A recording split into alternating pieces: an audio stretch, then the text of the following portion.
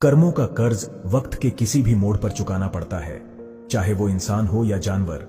एक परिवार में एक कुत्ता था जिसे परिवार का हर सदस्य दिल से चाहता था, परंतु वह कुत्ता हमेशा एक कोने में चुपचाप उदास बैठा रहता था। कोई समझ नहीं पाता कि उसे क्या परेशानी है। एक दिन घर में एक दूर का रिश्तेदार अचानक आया। जैसे ही वह घर में दाखिल हुआ, वह कुत्ता पहली बार तेजी से दौड़ा और उस व्यक्ति के पास जाकर पूंछ हिलाने लगा, मानो उसे बरसों से जानता हो। परिवार के सभी लोग हैरान थे, आखिर यह बदलाव क्यों? रात में उस रिश्तेदार ने एक विचित्र सपना देखा।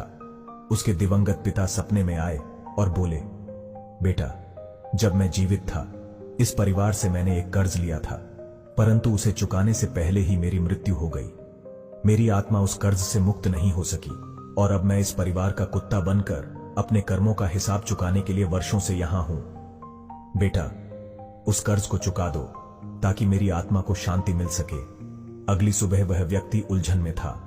नाश्ते के समय उसने परिवार से पूछ लिया, क्या मेरे पिता ने कभी आपसे कोई कर्ज लिया था? परिवार के मुखिया ने गंभीरता से सिर हिलाते हुए कहा, हां, पर उनकी मृत्यु के बाद हमने इसे माफ कर दिया था। यह सुनकर व्यक्ति स्तब्ध रह गया। सपने की सच्चाई अब स्पष्ट हो चुकी थी। उसने तुरंत उस कर्ज को चुका दिया। कर्ज के चुकते ही कुछ ऐसा हुआ जिसने सबको चौंका दिया।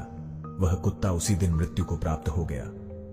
परिवार सदमे में था, लेकिन उस रिश्तेदार को अब समझ आ चुका था कि कर्मों का हिसाब इस जन्म में ही नहीं बल्कि अगले जन्मों में भी चुकाना पड़ता है।